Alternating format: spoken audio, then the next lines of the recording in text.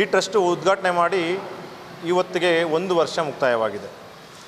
ಈ 1 ವರ್ಷದ ಮುಕ್ತಾಯ ವಾರ್ಷಿಕೋತ್ಸವದ ಸಂದರ್ಭವಾಗಿ ಇವತ್ತು ಚಿಕ್ಕಬಳ್ಳಾಪುರದಲ್ಲಿ ವಿವಿಧ ಕ್ಷೇತ್ರಗಳಲ್ಲಿ ಸಾಧನೆ ಮಾಡಿರುವಂತಹ ಹಿರಿಯರು, ರೈತರು ಮತ್ತು ಎಲ್ಲ ಕ್ಷೇತ್ರಗಳಲ್ಲೂ ಸೇರಿಕೊಂಡು ಸಾಧಕರಿಗೆ ಸನ್ಮಾನ ಕಾರ್ಯಕ್ರಮವನ್ನು ಏರ್ಪಡಿಸಿದ್ದೇವೆ. ಅದರಲ್ಲಿ 100 ಜನಕ್ಕೆ ಮಾಡಿದ್ದೀವಿ. ಜೊತೆಗೆ ಬೃಹತ್ ರಕ್ತದಾನ ಶಿಬಿರವನ್ನು ಮಾಡಿದ್ದೇವೆ. ಏನಕ್ಕಪ್ಪ ಈ ಟ್ರಸ್ಟು ಈ ಥರ ಸಮಾಜ ಸೇವೆ ಮಾಡ್ತಾ ಇದೆ ಅಂತಂದರೆ, ನಾವು ಹುಟ್ಟಿದ್ದೇವೆ, ಒಂದು ದಿವಸ ಈ ಭೂಮಿಯಿಂದ ಹೋಗ್ತೇವೆ. ಬಟ್ ಆದರೆ ನಮ್ಮ ಹೆಸರು, ನಮ್ಮ ಸೇವೆ, ನಮ್ಮ ಒಂದು ಏನು ನಮ್ಮ ಮನದಾಸೆ ಇತ್ತು ಮಾಡೋಂಥದ್ದು ಕೆಲವೊಂದು ಇಲ್ಲಿ ಬಿಟ್ಬಿಟ್ಟು ಹೋಗಬೇಕು.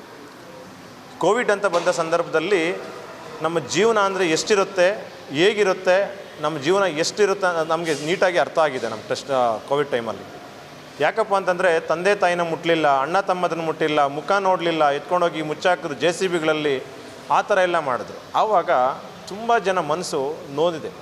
ಅದೇ ಥರ ನಮ್ಮಲ್ಲೂ ಸಹ ನಮ್ಮ ಮನಸ್ಸು ನೊಂದು ನಾವು 5 ಜನರ ತಂಡ ಸೇರಿಕೊಂಡು ನಾವು ಈ ಸಮಾಜಕ್ಕೆ ಏನಾದರೂ ಮಾಡಲೇಬೇಕು, ಕೊಡಲೇಬೇಕು ನಮ್ಮ ಸೇವೆನ ಅಂತೇಳಿ ನಾವು ನಿರ್ಧಾರ ಮಾಡಿ ಒಂದು ಟ್ರಸ್ಟನ್ನು ಉದ್ಘಾಟನೆ ಮಾಡ್ತೀವಿ. ಈ ಟ್ರಸ್ಟ್ ಬಂದುಬಿಟ್ಟು ಕಳೆದ 1 ವರ್ಷಗಳಿಂದ ಶೈಕ್ಷಣಿಕ ಕ್ಷೇತ್ರ, ಆರೋಗ್ಯ ಕ್ಷೇತ್ರ, ಪರಿಸರ ಕ್ಷೇತ್ರ, ಎಲ್ಲ ಕ್ಷೇತ್ರಗಳಲ್ಲೂ ಮತ್ತು ಮಕ್ಕಳಿಗೆ ಪಠ್ಯಪುಸ್ತಕಗಳು ಕೊಡುವಂಥದ್ದಾಗಿರ್ಬೋದು, ಗಿಡ ನೆಡುವಂಥದ್ದಾಗಿರ್ಬೋದು, ಕ್ರೀಡಾ ಸಾಮಗ್ರಿಗಳು ಕೊಡುವಂಥದ್ದು, ಕನ್ನಡ ರಾಜ್ಯೋತ್ಸವನ ಮಾಡಿದ್ದೇವೆ.